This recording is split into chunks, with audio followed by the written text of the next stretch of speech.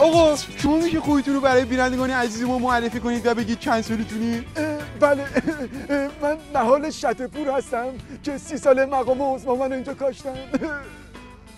چه جالب. شما درخت چی هستید؟ من درخت زردالو بودم وقتی منو کاشتم، ولی تو این فتنه‌های اخیر شفتالو شدم. اینم از کرامات مقام عظماست. تو برای من جست پوزی نجی گودو.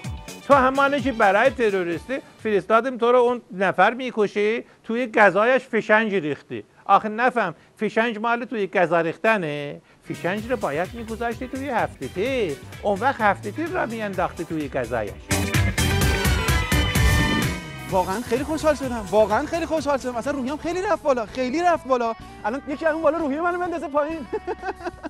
واقعا روحیه‌ام رفت بالا. من یه لحظه احساس کردم همه مشکلاتم حله. همه مثلا من مشکل مسکن داشتم، خب الان مثل کفتر میرم بالای درخت لونه میسازم، یعنی حله. یا مثلا مشکل پوشاک برای عید بچه‌ها هست، خب این برگ درخت هست، بهترین پوششه، بهترین پوشش. یا مثلا میوه الان میگن گرونه، خب درخت می‌کنی میوه بده، امسال نده، سال دیگه نده، 20 سال دیگه. خلاصه یعنی میخوام بگم که درخت خیلی مفیده. من اصلا هیچ چشم اندازی رو تو زندگیم نمیدیدم، هیچ چشم اندازی رو. الان میرم خب بالای درخت راحت همه چشم انداز رو کامل میبینم.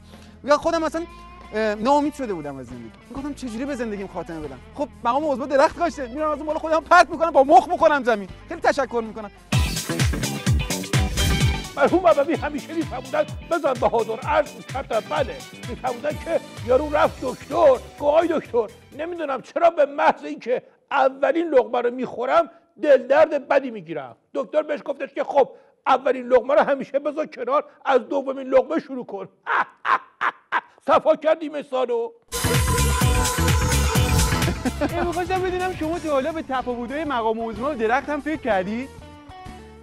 والا به تفاوتاشم فکر کردم، درخت یه سایه‌ای داره، یه میوه‌ای میده، خلاصه آدم میشینه زیرش یه صفایی میکنه.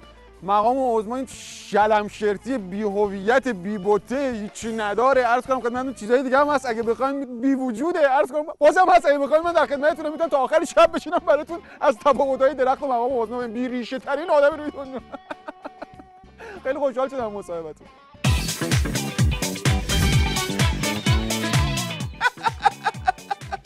نهم دی‌ماه بله، 9 دی‌ماه روز بازگشت امام به مامان میهن، ببخشید مام میهن، در 12 بهمن بود و روز لانه تسخیر امام جاسوس در 13 آبان و روز مراسم دندونی مقام عظما که طی اون برای حال آوردن و سرپا نگه داشتن بسیجی‌های ولایت مدار 9 دی اعلام شد که مقارن بود با جنگ‌های صلیبی که توسط ناصرالدین شاه به دست آیت الله مکارم شیرازی کاشف پنیسیلین در همین روز بود که